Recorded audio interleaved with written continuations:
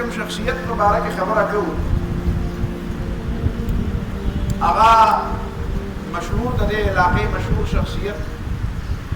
او مشهور بزرگ مجاهد او په حقیقي معنو کې اصل صوفي او مجاهد دا صوفي مجاهد دی ته دا صوفي وي او دا مجاهد وي نو دا د حاجی صاحب ترنزی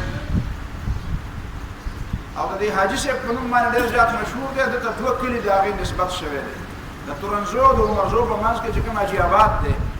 دا هم دا آباد کړی دی دلته د جومات جوړ کړی دی او بیا دغلته اوسېدم بیا چې کله د انګریزانو سره مسله ډېره زیاته راغله او دی په دې پوهېده چې هغوی ما ته افطارۍ نو بیا دی لاړه بونیر ته او د بونیر نه سوات ته او د سوات نه بیا داسې آخر کار مومند ته نو په مومندو کې بیا چې کوم غازي آباد دی چې هلته بیا د ده روضه او د ده قبر هلته دی نو دی بیا هغلته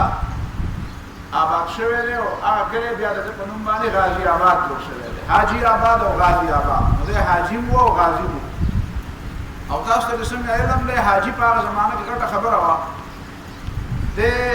په 1846 کې پیدا دی او غالبا په 1890 کې دی حج ته تللی دی ځینې خلک وایي دی 2 ځله حج ته تللی دی ممکنه ده 2 ځله حج ته تللی نو 1890 په هغه زمانه کې تاسو ته ما ویلي چې هغه زمانه کې د حج کول ډېر زیات ګران کار و بلکې بعضې خلکو خو دا ویلي چې حج فریضه ساقطه شوې ده ځکه چې حج ته ځې نو د سر خطره ده پکې نو ثواب به وګټې که به ونه ګټې سر به پکې وبیلې د دې وجې نه به د حجونو نه به بېغام بېغمه کړي حاجي معنا ډېر زیات زړور او د الله د رضا دپاره خپل سر قربانوونکی نو دا د هغه کمال و چې په هغه زمانه کې چې خلک به حج ته په دې ټوله علاقه کې وایي په هغه زمانه کې د دې په دې ټول طرفونو کې چېرته څوک حاجي نه و د دې وجې نه چې دی راغی حج نه نو خلکو ډېر زیات د دې استقبال او ډېر زیات احترام او ډېر زیات قدر او بیا په حاجي صاحب باندې مشهور دی چې دی د ده خپل نوم حاجي فضل واحد دی او د پلار نوم یې فضل احد دی او د نیکه نوم یې رستم شاه دی دا رستم شاه چې و مرحوم دا د سید احمد شهید رحمت الله علیه په غازیانو کې شامل و په بالاکوټ کې په هغه غازیانو کې د ده دا نیکه د سید احمد شهید رحمه الله سره شامل و هلته په هغه غزا کې دا ځکه وایم چې دا یو تسلسل دی خلک وایي چې دوی څه کار وکړو هغه ورځ باندې تاسو ته ما دا خبره کړې وه دوی څه کارنامه وکړه نو کارنامه خو هغه ده چې د الله تعالی په دربار کې لویه کارنامه وي حقیقت کې خو د کارنامې اجر الله تعالی ورکوي او د الله تعالی په دربار کې چې کومه کارنامه لویه وي نو بس دا لویه کارنامه ده خو حقیقت دا دی چې د دغه نه بعد دا یو تسلسل و دا خلک بیا په قلاره ناست نه دي یعنې تاسو ګورئ زموږ په دې وطن کې چې کوم افسوس دا دی چې موږ مشرانو عامو خلکو ته نه په مدرسو کې دا نظام شته یعنې زموږ د مطالعې په نتیجه کې دا معلومات درته وایم دا نه د مدرسو په نصاب کې شته او نه د سکولونو په نصاب کې شته او نه د کالجونو په نصاب کې شته ها که څوک په دې موضوع باندې سپیشلایزیشن کوي او چېرته ګوري نو مختلفو ګوټونو نه به کتابونه را پیدا کوي او د هغې معلومات ورکوي حقیقت دا دی چې په دې سیمه او په دې علاقه کې چې د دې زمانې د سید احمد شهید رحمه الله نه بعد کوم لوی لوی خلک تېر شوي دا ټول د هغه د قافلې خلک یا د هغه شاګردان او مریدان او یا د هغه د مریدانو مریدان او دا ټول هم هغه تسلسل لکه تاسو ګورئ په دې علاقه کې دا د اډې صاحب چې ورته وایي اډې صاحب دا شیخ نجم الدین پیر نجم الدین چې دا د افغانستان د دې جلال آباد سره چېرته په دغه خواوشا کې د هغه مرکز دی دا بیا د دې خلکو پیر دی او دا په خپله ډېر لوی مجاهد او ډېر لوی غازي انسان نو دا مولانا محمد علي قصوري مولانا محمد علي قصوري چې هغه د پنجاب د قصور سړی دی او هغه په یورپ کې په برطانیه کې هم سبق ویلی دی او مدرسه کې هم سبق ویلی دی او ښه عالم هم دی هغه هم په دې باندې یو کتاب لیکلی دی مشاهدات کابل و یاغستان مشاهدات کابل و یاغستان هغه هم د دې جنګونو او د دې خلکو تذکره کړې ده د دې خلکو تذکره یې کړې ده اډې صاحب تذکره یې کړې ده د دې حاجي صاحب ترنزی تذکره یې کړې ده د دې حاجي صاحب ترنزی نه علاوه دلته په دې علاقه کې ډېر لوی خلک پاتې شوي دي لکه مثلا په دې سوات کې سنډاکې بابا چې ورته وایي سنډاکې بابا دا هم د سید احمد شهید رحمت الله علیه د غازیانو سلسله وه دارنګې سرتور فقیر ورته وایي ملا مستان ورته وایي خپل نوم یې سعید الله خان د بونیر د بونیر اوسېدونکی او دی بیا په دغه علاقه کې د بیا ډېر لوی جهاد کړی دا د ملکنډ په سر چې کومه غزا وه په 1897 کې 1897 کې د پیرانو د ملکان پر سر باندې او په چکدره دا چکدره ته د سواد ته یو د ګس طرف ته وګوري په پول پورې ودی دا چرچل پکټ دی دا د چرچل د فوجونو دا چرچل د هندستان د برتانیې و امدا د فوجونو سردار هم بیا په سموده کې بیا د وزیر اعظم هم پاتې شوی نو دا دغه ځای پر راغلی حقیقت کې د ډېر لوی اهمیت د دې جهادونو د دې غزاګانو نو دا سرتور فقیر چې ورته وایي سید الله عام طور باندې خلک دغه متعلق ما خپل والد صاحب نو دا خبره اورېدلې وه دا چا مبارک به څه خبره وکړه وی خلک وایي چې سرتور فقیر ډېر زیات مشهور شو دی په مذوب باندې مشهور مذوب به مرتوي مولا مستان به مرتوي ځکه دا بالکل د چا پروا به نه ساتله نو پرې مست مولا باندې په مست مولانا باندې مشهور شو یا په مستان مولا باندې مشهور شو سرتور به ورته ځکه وایي چې دی به سرتور او خپیا اکثر به خپیان نه ګرځېده چا پروا به ډېره زیاته نه ساتله دا کسان خلک به ځان سره یو ځای کړي او دغه یو خبره به یې کوله چې د انګرېزانو خلاف غذا پکار ده غذا په دې ملکان په سر باندې چې کومه غذا یې کړې ده زمونږ د خپل نیکونو د خاندان په دې کې اووه کسان شهیدان شوي دي اووه کسان پکې شهیدان شوي دي ما ته خپلو مشرانو چې کومه خبره کړې ده نو دا د هغه زمانې ډېر لویې غذاګانې به وې ده نو دا ملا مستان سرتور فقیر سنډاکې باباجي چې د بیا په سوات کې د اسلامي حکومت د قایمولو دپاره ډېر لوی جدوجهد وکړو بیا د هغه د نورو خلکو په منځ کې جنګونه مراله دا ټول خلک چې کومو په دې علاقه کې دا په حقیقت کې د سید احمد شهید رحمه الله د خاندان او د هغه دغه تحریک دا د هغې بقایا او د هغې اثرات دا حاجي صاحب ترنزی چې دی چې ابتدا کې د خپل کلي او په خپل علاقه کې دیني سبقونه ویلي دا اصل استاد چې دی مولانا ابوبکر اخندزاده صاحب په هغه زمانه کې ډېر لوی عالم و نو د زیات علوم چې دي دا د مولانا ابوبکر اخندزاده نه ویلي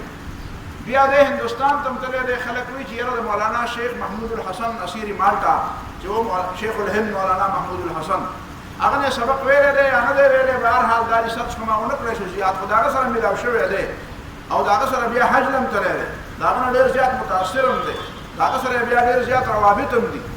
دا د ریشمي رومال تحریک خبره چې کومه کېږي ریشمي رومال تحریک نو د دې بنیاد هم د حاجي صاحب ترنزی او د مولانا محمود الحسن شیخ الهند د دې دا رابطه وه دلته به خلکو چې کله حاجي صاحب ترنزی د انګرېزانو خلاف د جهاد اعلان وکړو نو خلکو به دا خبره کوله چې یاره د جهاد اعلان به خلیفه وخت کوي نو ده مولانا محمود الحسن دیوبندي رحمه الله ته پیغام ولېږه چې یاره دا د جهاد د اعلان مسله څنګه دلته عام خلک دا اعتراض کوي چې یاره د جهاد اعلان خو یو سړی نشي کولی دا به خلیفه اعلان کوي هغه ولګېده هغه مکې معظمې ګورنر سره خبره وکړه او د مکې معظمې ګورنر بیا د خلافت عثمانیه سره خبره وکړه او خلافت عثمانیه نه باقاعده تحریري طور باندې د جهاد د اعلان خبره راغله چې په برصغیر پاک هند کې د انګرېزانو خلاف جهاد پکار دی هغه تحریر چې دی هغه د ریښمو په رومیال کې ولیکلی شو ځکه چې د دې خبرې ضرورت و چې دا تحریر د هر چا ته وښودلی شي او دا تحریر باندې د هر څوک اعتماد وکړي که دا په کاغذ باندې لیکلی شوی دا کاغذ به ضایع شي د لهذا دا په د ریښمو په رومیال باندې څنګه چې به پخوا زموږ د زنانو او مشرانو ته تاسو ته یاد دي ګلکاري به یې پکې کوله نو داسې د ریښمو په دې رومیال کې په سرو تارونو باندې ګلکاري کړې وه په هغه ګلکارۍ باندې هغه خط لیکلی شوی و چې دا په مینځلو هم نه خرابېږي او څو پورې دا رومیال ضایع شوی نه وي نو هغه پورې به دا نه خرابېږي نو دا رومال به دوی راوستو خلکو ته به دا رومال بیا د یو داسې سړي په لاس باندې ورغی چې هغه د مجاهدینو د ځان ډېر زیات نږدې کړو ځان یې ورته ډېر زیات نږدې کړو هغه وایي دا رومال ما له راکړې دا به ما سره ډېر زیات محفوظ و حقیقت کې هغه و د انګرېزانو ایجنټ و نو لهذا چې رومال کله هغه ته حواله شو نو هغه انګرېزانو ته حواله کړو او د دې وجې نه هغه رومال لاړ او د انګرېزانو په لاس کې لاړ او ضایع شو ایجنټان لکه دا د سادهتوب دا عنصر چې دی دا د مسلمانانو ډېر زیات لکه اوس دا سرتور فقیر خبره به ما وکړه او د ملکان د غذا خبره مې وکړه کوم د سرتور فقیر د ملا مستان په قیادت کې چې کوم خلک د مینګور نه روان شو یعنې د مینګور نه خلک مینګوره بیا انګرېزانو لوټ کړه په مینګوره کې دا دغه چې ورته وایي دا هغه قیمتي کاڼي نه دي زمرودو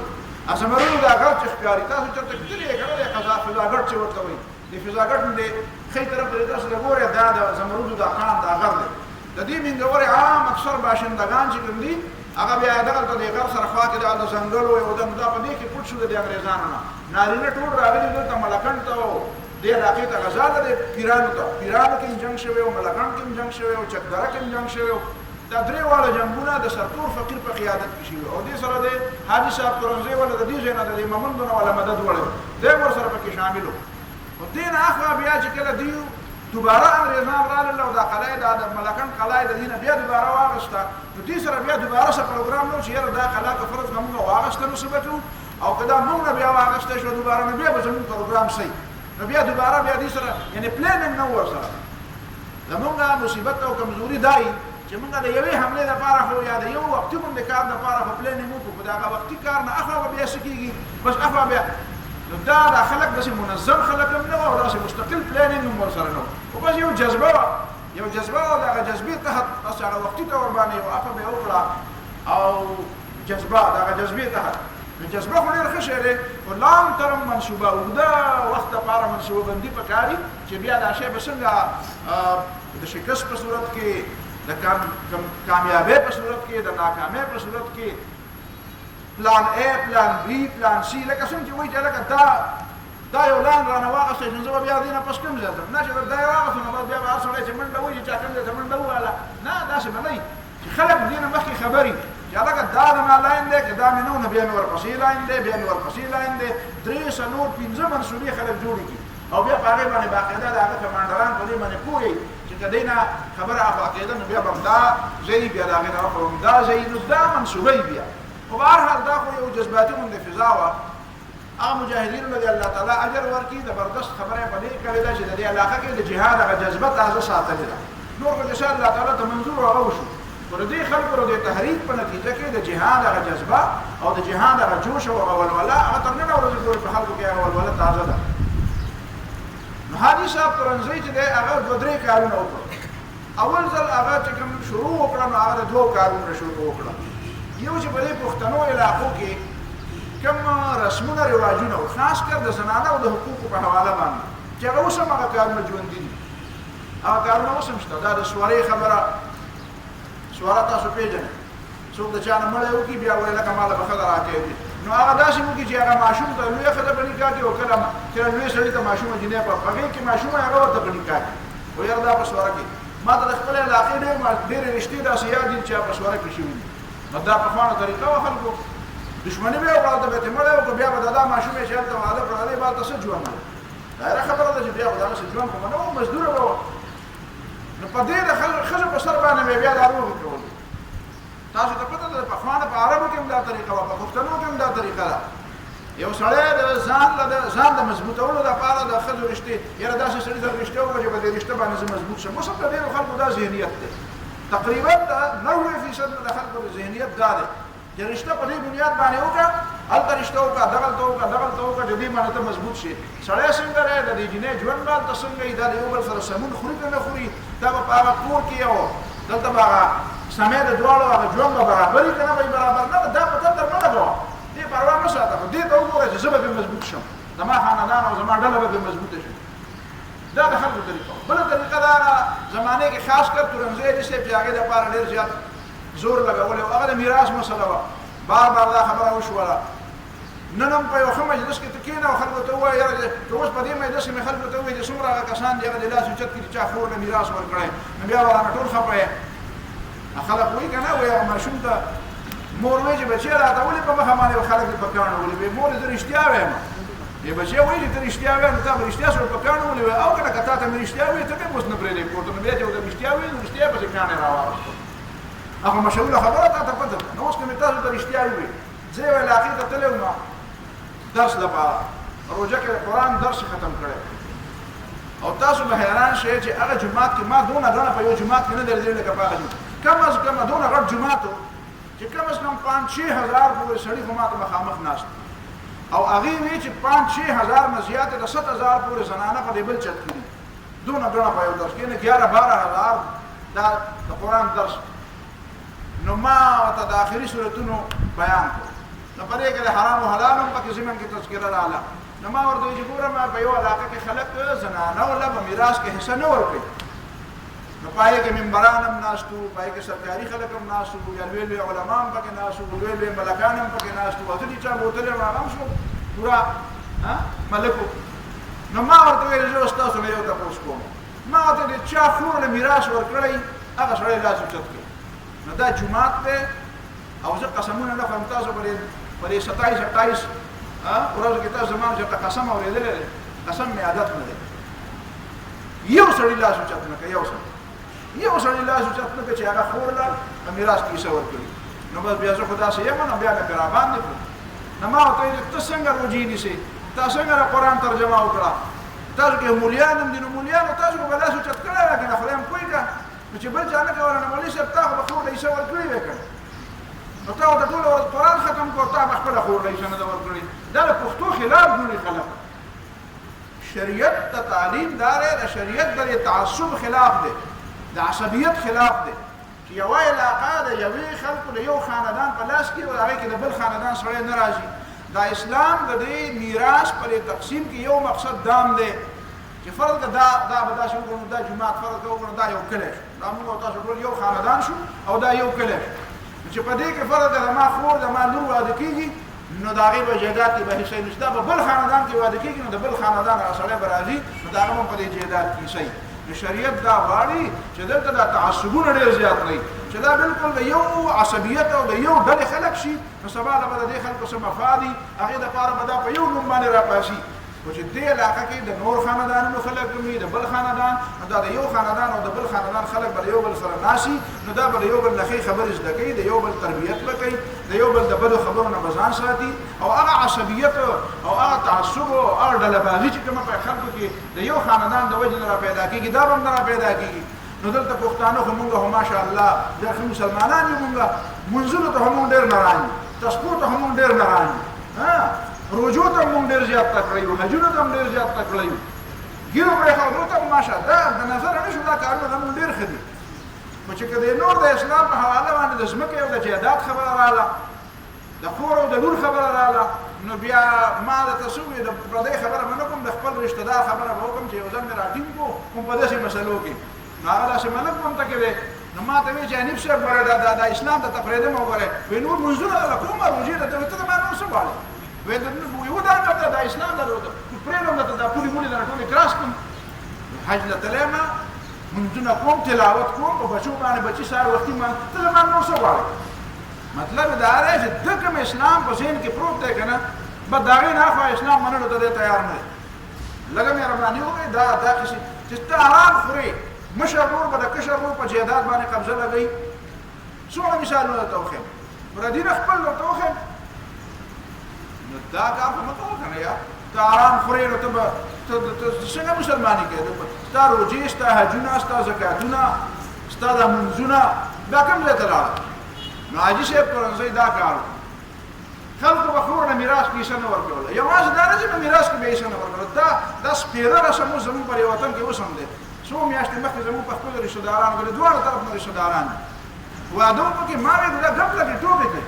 خو ما کیسه بیا چې هغه د جهالت او د جاهلیت هغه کیسې بیا دا وربل خبره تاسو پېژنئ وربل والا مسله پېژنئ که نه پېژنئ وایي د وربل پیسې راکړه حاجي صاحب تورنځی د دې وربل د پیسو د په دې خبره ډېر زیات زور ولګاو چې دا کومه جهالت دی یو ځل د رشته وکړه خلک راغله ډولۍ له او ته لګیا وایي نه د وربل پیسې دې نه راکړي نو ډولۍ به نه درکوم ورته پسې تاله ولګوي یا پسې دننه دروازې ته تاله ولګوي او بیا براجل کې شاګه دونه پیسې راکوي نه دا طریقه ده دا د هندوانو طریقه ده که د مسلمانانو طریقه ده ځینې طریقې خو ډېرې ښې وي لکه مثلا د پښتو د بعضې طریقې ډېرې ښې دي لکه یو طریقه دا ده چې دا هلک به ستاسو په علاقو کې به دا یي که نه د مردان کې دا شته اوس ورو ورو ختمېږي دا رواج خو بهرحال دا رواج شته دی اوس هم چې هلک به د شخر کلي ته لاړ شي ډولۍ سره نو هغه به په ډولۍ باندې په کم به یې خېجوي په پالنګ به په پالنګ خېجول دی ته دا د په پالنګ خېجول چې کوم دي دا ښه طریقه وه دا دې ته زه بد نه وایم ته به وایې چې په دې کې څه کمال و دې کې کمال دا و چې فرض کړه یو هلک دی او د هغه رتاکان نه دلته راغی او په دې محله کې واده کوي نو مخکې خو به دی دلته نه راتو دې کور کې دا یو کور دی مخامخ او په دې کور کې فرض کړه 2 کسه 3 کسه دا هلکان پکې وځي نه نوځي سبا له موږ وکتل هلکه بل یو هلک پکې دی او هغه پکې وځي نه نوځي اوس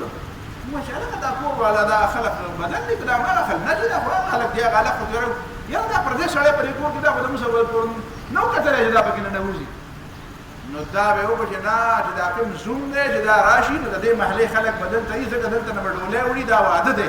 نو بیا به دا زوم دا پرې کټ اوچت کړي هلکه دا وینې دا هغه ځوان دی چې دا د دې کور زوم شو دا به دې محلې ته راځي دا به دې کور ته راوځي نه وځي د سره به زنانه وي دی به وزیر راوځي نو خلکو ته پته وي نه نه نه دا ځوان موږ پېژنو دا هلک دی چې دې کور نه یې واده کړی دی نو ګوره دا د دې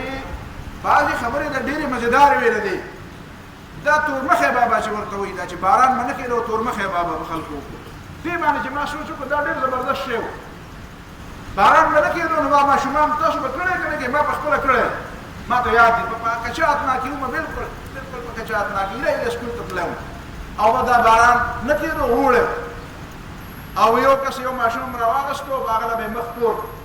او هغه په دې پیسو کې ګرځېده او ګوړه وړو پیسې او دا زیات نه پیسې میسې به ډېرې زیاتې چا نه ورکولې چا به نه وویل خو بس دغه شی به چې حلوا به یې پخوله نو ګوړه به پکې پکار وه وړه به پکې پکار وه غوړي به پکې پکار وه نو هغه غوړي مړي چا به ولور نو دا طریقه به وه چې دا ماشوم او دا ټول واړه به ورسره او دا یو تورمخی دا یو هلک به په طبخي به یې ولې مخ تور کړی خو د دې مخ تورولو ګوره تاسو په هغه وخت به سوچ کړی که نه دا د مخ د تورولو یو دا به چا دا خبره جوړه کړې وه دې مطلب به دا و چې خدای دا باران چې نه کېږي نو موږ په جوماتونو کې د لویو سړو ډېرې دعاګانې وکړې چې خدایه باران خدایه باران خدایه باران خو موږ ګناهګار یو نو زموږ په خوله خو نه کېږي نو دا ماشومان چې کوم دي نو دا خو معصوم دي ماشوم په پښتو کې معشوم یعنې معصوم دا خو معصوم دی دا خو خطا نه کوي نو دې ماشومانو کې به یو ماشومه معصوم له مخ تور کړو چې خدایه زه ګناهګار یم هغې به په ګناه مې مخ تور دی که نه وایي مخ مې په ګناه تور دی نو دا مخ به ولا تور کړو دې مطلب به دا و چې خدای پاک ته به دا عرضي کوله چې خدای پاک موږ دا ماشومان موږ ګناهونه کړي دي زموږ د ګناهونو په وجه باندې موږ توبه وباسو خدای په دې یاره یقین وکړې ما ته یاد دي کله هم چې نه تورمخی بابا موږ کړی نو چې هغه حلوا هم پخ کړی ده نو هغه حلوا هم په صحیح معنو کې خوړلې نه ده بیا ځکه چې باران به داسې په شبو راغی که نه داسې په شبو باران ما ته یاد دی دا مړ په دا کوڅې به داسې وبهېدې دا خو ډېر ښه رواجونه وو خو دا بعض رواجونه چې دا د جاهلیت او د هندوانو کوم رواجونه زموږ په دې وطن کې نو دا رواجونه ترنځی علي صاحب وایي چې دا رواجونه نو دې رواجونو دپاره هغه ډېر وې د دې د صدباب دپاره خلک به یې راغوښتل وعظونه به یې کول نصیحتونه به یې کول یو دا کار و دویم کار ترنځی علي صاحب دا و چې هغه به د علاقې کې مدرسې قایمې کړې مدرسې قایمې کړې او د هغې مدرسو دومره لوی او زور هغه مدرسې د هغه زمانې څومره علوم چې وو هغه پای کې ویلی کېدل د هغه زمانې څومره علوم او هغه داسې مدرسې نه وې چې هغې به داسې پرسمن خلک تیارول چې بس ګوټ ته زور کوي نه مجاهدین تیارول 130 یا 140 مدارس په دې ټوله علاقه کې د دې مومندو نه نیولې د هغه بونیره پورې او د هغه شانګلې او د دې سوات او د تیر او د باجوړ او د مومندو او دې علاقو پورې په دې مردان او په دې طرفونو کې دا 130 مدارس د قائم کړو د دې مدارسو دومره لوی اهمیت و چې په دغه زمانه کې بیا انګریزان ولګېدل او هغې وایي چې یاره موږ هم دلته نو هغې یو مشنري کار شروع کړو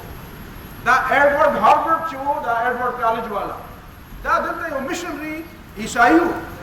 هغه عیسایي د دې حاجي صاحب ترنځی د دې مدارسو د دې دعوت او جهاد د تحریک خلاف د عیسایت یو مشن شروع کړی هغه خلکو له پیسې ورکولې په رشوت باندې به خلک عیسایان کول دا د دې مشنري ادارو دا طریقه ده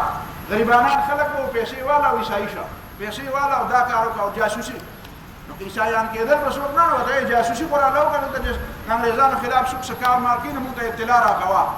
نو دا یو طریقه نو انګریزانو بیا دا ایډورډ کالج دا ایډورډ هارورډ په نوم باندې بیا دا کالج جوړ کړی دی دا اوس هم پکې د ماسټر بچي سبقونه وایي دا اصل کې د حاجي صاحب ترنځی دغه مشن خلاف د انګریزانو مشن او د عیسایانو د عیسایت مشن بیا حاجي صاحب ترنځی په زمانه کې دا 1913 کې دا اسلامیه کالج چې دا د دارالعلوم اسلامیه په نوم باندې جوړ د دې اصل نوم د دې رجسټریشن د رجسټریشن اصل کاغذات ما کتلي دي ما له چا راوړو یو ملګري سره و هغه ما ته راوړل چې دا کاغذات وګوره دا د دې اسلامیه کالج دا د ځمکې څه مسله وه نو د هغې ځمکې کاغذات نو هغه رجسټریشن باقاعده د دارالعلوم اسلامیه په نوم باندې شوی دی چې بیا وروسته اسلامیه کالج شو د دې څنګه بنیاد هم خلک وایي چې حاجي صاحب ترنځی ایښودی دی دې حرکاتو نه بعد چې کله بیا حاجي صاحب ترنځی په باره کې انګریزانو دا پته ولګېده چې دی په دې حاجي آباد کې و او د انګریزانو خلاف د جهاد دا منصوبه کله شروع کړه تا ته ما د ریشمي رومان لا یو خبره وکړه چې کله هغې ته دا پته ولګېده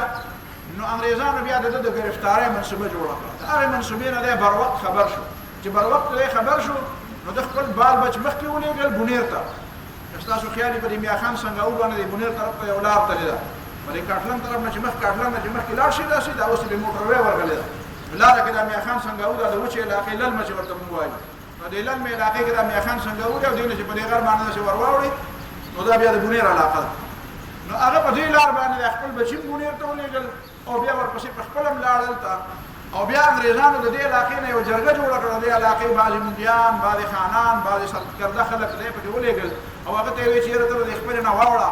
هغه هلته د هغه ملګري او علما ورسره وو، هغوی داسې تقریرونه او درسونه وکړل چې هغوی ورته ویل چې موږ د انګرېزانو سفارتکاري درسره پرېښوده، تاسو څه کار کوئ دا ټیک کوئ. هغوی واپس راغلل. دونه حده پورې د هغې خلکو هغه جذبه وه. بیا د هغې نه بعد دې سوات ته او بیا په دې طرف باندې تللي دي. نو هغه په مهمندو کې په غازي آباد کې بیا هلته مرکز جوړ کړی دی او د هغې نه علاوه بې شمېره غزاګانې، یعنې یو غزا په باره کې د شب قدر په دې قلا باندې چې کومه حمله دوی کړې وه هغه زمانه کې تاسو ګورئ، بیا تاریخ ګورئ. نو انګرېزانو بیا د دې حملو نه چې ډېر زیات تنګ شو، نو دا د دې قبایلو دا سیمه چې کومه ده د دې په دې منځ کې بیا دلته کانټتار ولګه، دومره تقریبا 7 فوټ اوږد 2 فوټه لم داسې کانټتار ازغي او بیا هغې کې به بجلۍ ور پرېښوده. نو خلک به ساده خلک و، کله به بیزه ورله، کله به غوا میخه ورله، هغه به یې ونیوله وپرړې ده، که انسان به ورله ګوتې وروړې نو هغه به یې وپرړه او بجلۍ به ونیو. خلک ډېر زیات مرعوب شو چې یاره دا د انګرېزانو څه شی جوړ کړی دی چې دا ورځې وله او ګوتې. دا مولانا محمد علي قصوري رحمه الله فرمایي په هغه خپل کتاب کې، وایي چې ما یو پلاس پیدا کړ او د هغې نه مې پلاستیک تاو کړ. دی خو په خپله په UK کې پاتې شوی او برطانیه کې، دلته به دا ټول څیزونه معلوم وو. وایي ما به هغه پلاس باندې به ورغلم او په هغې باندې مې تقریبا 700-800 میټر پورې به هغې هلته یو د دې د حفاظت دپاره به یو چوکۍ هم جوړه کړې وه. خدای به زه به د شپې ورغلم او ما به په لاس باندې هغه کټ کړو. نو خلکو به بیا زما په باره کې دا مشهوره کړه چې دا قصوري مولوي صاحب وایي ما ته به یې غټ مولوي صاحب وي چې دا غټ مولوي صاحب دی. ځکه د خلکو به وایي زما تقریر ډېر زیات غوږې ښودو، نو دا نور به د زما نه غټ مولویان وو. خدای خو ډېر زیات جذباتي وو او د سره علم او د دنیا معلومات هم ورسره ډېر زیات وو، بهر دنیا کې پاتې شوی. وایي ما به تقریرونه کول، خلک به زما لاسونه ښکلول او تعویضونه به یې رانه لیکل او دمونه به یې راباندې کول. وایي ډېر زیات. نو ده د جهاد په تربیت کې وایي ما چې به دا کانټتار کټ کړو، وایي خلکو به وایي چې ګوره نور خلک نشي او دلته څه نه وایي، چې دا د کراماتو مالک دی. وایي ما ورته وایي چې بد دا و ساده خلک وو. نو وایي دا ځای په ځای به مونږ دا تارونه کټ کړو. نو په دې شب قدر باندې چې کومه حمله وایي د شب قدر په دې قلا باندې انګرېزانو چې کومه قلا وه په دې باندې چې کومه حمله مونږ وکړه، په دې کې د مونږ سره دا د شمډاکۍ باباجي، دا د سوات خلکو، دا د مونږ سره پکې دا ټول ملګري ورسره، دا تورنزی حاجي صاحب، دا ټول پکې، دا محمد علي قصوري مولانا، دا ټول پکې شریک وو او یو زبردسته منظمه حمله مو کړه. دا د حملې رودات چې هغه بیانوي چې یاره په هغې کې بیا زمونږ کوم ملګري شهیدان شو، جهازونه چې کوم راتلو، کوم روب به یې خوراو، کوم توپې او کومه اسلحه چې به هغې استعمالوله. وایي چې په هغې کې چې زمونږ کوم ملګري شهیدان شو، دا مولانا محمد علي قصوري بیا خپله کیسه وایي، وایي دا علما دا مجاهدین چې به وو که نه، وایي دا د شهیدانو داسې به پراته وو چې مونږ به وایي چې ورېږه د دې دا زنانه راشي چې څه به وایي. دا زنانه به راغلې نو هر یوې به پکې خپل رور یا خاوند یا پلار یا زوی چې به یې پکې کته، نو داسې څه ای پی به یې نه کول. اول به یې کته نو داسې به یې ډډه په ډډه واړو چې دا ګوله یې په شا خوړلې ده که په سینې یې خوړلې ده. وایي د خدای دې قدرت ته ګوره، وایي زه حیران یم. وایي ما وایي چې دا کوم قسم مخلوق دی، جړل بړل پکې نه وو او شهیدان به یې لټول. نو لکه اوس خو مونږ دا وایي چې یاره خپل پلار او زوی به پکې ولید نو دې ته به ورته غاړه ورته او دا ښکلول به یې وایي نه داسې کار به یې نه کوو. اول به یې دا کتل چې دا ګوله یې په سینه خوړلې ده که دا ګوله یې په ملا خوړلې ده. وایي پېښه دا وه چې یو مجاهد او یو غازي پکې په ملا ګولې نه وه خوړلې. نو وایي بیا به د هغې نه پس به یې یو بل له مبارکۍ ورکولې او بیا به یې یو بل ته وایي چې ما له مبارکي راکړه، زما خاوند شهید شو، زما رور شهید شو، زما پلار شهید شو، زما تره ماما شهید شو. دا جذبه وه د دې خلکو. د دوی په دې ټوله منصوبه کې طریقه دا وه چې د سوات چې کوم حکمران دی، د دیر چې کوم حکمران دی او دا ام دربند چې کوم حکمران دی، دا ریاستونه واړه واړه. د چترال چې کوم مهتر دی، د چترال ته به مهتر وي، او د ام دربند چې کوم هغه شیرګړه او د هزارې کې چې کوم د مانشري نه اخوا د اوږې علاقې او دا چې دلته چې کوم هغه نوابان یا د سوات او د دیر چې کوم نوابان، د دې دا خیال چې موږ دې نوابانو سره خبره برابره کړو، دوی به خپل فوجونه او وسایل تیار کړي. او په افغانستان کې چې حبیب الله خان امیر حبیب الله خان، نو هغه سره نو هغه خو اول د مولانا قصوري سره وعده کړې وه چې او که ته داسې په دې قبایلو کې داسې تحریک برابر کړي او د وزیرستانه پورې او دا ټول ورکزی او دا ټول علاقې او دا مومند او سوات او هغه د هزارې پورې دا ټول خلک تاسو سره ودرېږي او تاسو بیا په هندوستان باندې ورشئ نو بیا موږ در سره ملګري کېږو. خو پته ولګېده بیا وروسته چې امیر حبیب الله خان چې کوم دی هغه د انګریزانو وظیفه خوار و، هغه به باقاعده انګریزانو به هغه له باقاعده پیسې لېږلې. البته د هغه چې کوم نایب و قاضي امان الله خان چې ورته وایي امان الله خان، نو د هغه د مرګ نه بعد چې بیا امان الله خان راغی نو هغه بیا د افغانستان د استقلال اعلان وکړو او د 1917 18 19 کې چې کوم جنګ شوی دی دې جنگ کې باقاعده بیا د انګریزانو د هغې په منځ کې روغه وشوه. په دې جنګونو کې باقاعده حاجي صاحب تورنزی شریک دی. د شب قدر د غزا نه بعد دې چې د خپل تسلسل جاري وساته نو انګریزانو یو ځل په دې باندې حمله وکړه په دې قبایلو باندې او مقصد یې دا و چې افغانستان ته رسو، جلال آباد د هغې مقصد او دا مطلب یې دا و چې مخکې به ځو. نو حاجي صاحب تورنزی د هغه مجاهد دی او د هغه مجاهدین چې هغوی دلته د انګریزانو لار ونیوله افغانستان چې په حقیقت کې د هغې ته استقلال ملاو شو، بیا دا په خپلو خپلو باندې ودرېده، بیا انګریزانو د دې سره روغه وکړه، بیا دا پکې لایم راښکلی شو. د دې ټولو صحرا او د دې ټولو کریډټ چې دی هغه د حاجي صاحب تورنزی د غازیانو له او د مجاهدینو له ځي، ځکه چې دوی ورته دا لار بنده کړې ده. که دوی دا لار نه وی بنده کړې او دا فوجونه په هغې ورغلي وي نو هغه سید احمد شهید رحمه الله ته رسي او د سید احمد شهید رحمه الله د دې کار او د دې فکر او د دې همت او د دې جرأت او د دې شجاعت چې دا کومه هغه تخم هغه کرلی و نو دا د هغې هغه بنیاد دی چې په دې علاقو کې دا د جهاد او دا د فکر. بیا د هغې نه بعد چې اوس کوم خلک د هغې نه څه مختلفې فایدې لي او یا د هغې په باره کې مثبت او منفي خبرې کوي، هغې خبرو ته زه ځکه نه راځم چې زه دا نه غواړم چې یو نوی بحث شروع شي. خو کم از کم دا بحث د دې حده پورې درست دی چې یو اسلامي تحریک، یو اسلامي حرکت، یو داسې حرکت چې هغه په دې علاقه کې یو بنیادي کار او بنیادي تبدیلي راوستل غواړي، د هغې لپاره یو څو شرطونه دي. لکه تاسو به ګورئ ما تاسو ته سید احمد شهید رحمه الله خبره وکړه، حاجي صاحب تورنزی هم هغه کارونه وکړو چې کوم سید احمد شهید رحمت الله علیه کړي. تاسو ته ما ووایي که نه د پښتنو چې کومه رواجونه وو د زنانو په حواله د هغې رواجونو خلاف سید احمد شهید رحمت الله علیه هم کار وکړو، خو هغه یې الټا اثر وکړو، د دې د خلکو بغاوت وکړو، د هغه مجاهدین شهیدان کړو. حاجي صاحب تورنزی هم هغه کار وکړو چې کوم کار سید احمد شهید رحمت الله علیه کړی د هغه خلاف دلته یو بغاوت هم ونه شو. د دې وجه څه ده؟ د دې وجه دا ده چې بنیادي طور باندې د هر قوم خپل مزاج، د هر قوم خپل مزاج. ما ته په خپله په دې لږ عمر کې دا تجربه ده، زمونږ په دې وطن کې هم د هر علاقې د خلکو ځان له مزاجونه دي. زموږ مردان د خلکو ځان له مزاج دی، بلکل د صوابۍ او د مردان د خلکو مزاج ډېر لوی فرق دی. بیا د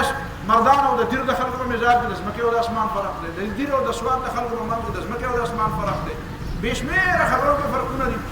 دلته په دې ښار کې چې کوم خلک لوی شي پیدا شي دا هم دا پښتانه خلک چې په دې ښار کې پیدا شي لوی شي د دې د خلکو مزاج او چې بیا خپل اصلي کلي ته لاړ شي د هغې او د بچو د هغې د یو بل سره ځمکې او د اسمان فرق دی. خبره دا ده چې کومه علاقه کې چې سړی کار کوي نو د هغې خلکو مزاج پېژندل غواړي چې ورته د هغه مزاج معلومات نه وي او هغه خلکو ته پته ولګي دا زما د مزاج نه دی خبر. دا کوم خلک چې په دې اصولو باندې سورلي کوي که نه هغوی ته دا پته وي وایي په دې اس کې دا کمال دی چې په اس باندې داسې سړی سور شي چې هغه د مخکې نه په اس سوري. تاسو به په اس ورلي کړي که نه ما په چترال کې په اس باندې مزلې کړي دي په یو علاقه کې په خبره باندې پیاده علاقې وې ډېرې زیاتې پیاده ستړي شي وو بیا د اس انتظام نو ما ته د دې خبرې پته ده چې اس ټینګول څنګه کار دی. ته خو به وایې چې مړه واګې دي او پکې زین دی او پکې مې لاس ورکړی دی او واګې دي او زه به یې راټینګ کړم. اس ته دا پته لګي، اس ته دا پته لګي دا کوم سړي په ما باندې لته واړوله دا د ماهر دی او که نه دی دا په دې پوهېږي که نه پوهېږي. بعضې اسونه داسې دي چې هغه د خپل مالک هغه مزاج چې بلکل داسې سړی ناشنا سړی په هغه باندې لتې ورواړي هغه ته دا پته هغه بلکل اچوي ښکته داسې چل ورسره کوي چې هغه هلته به یې اچولی څټ به یې وله مات کړی. نو دا چې په دې هر یو څیز کې چې ته مزاج د هغه نه پېژنې نو سید احمد شهید رحمت الله علیه خو د بهر نه راغلی هغه د پښتنو مزاج نه پېژنده،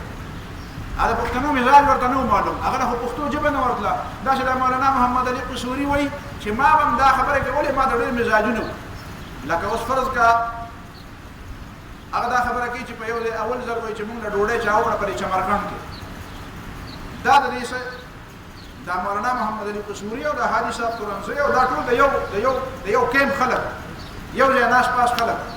نو هغه وایي چې دا مو راجمه شو حاجي صاحب تورنزي راغی او هغه سنداکي بابا جیم راغی او دا ټول خلک راغلي نو هلته موږ خلکو ډوډۍ وکړه و چې اوله ډوډۍ وکړه نو هغه چې په خانکونو کې کومه شوروا راوړه او پای کې ډوډۍ ماته کړه نو هر سړي په پای کې لاس ورچول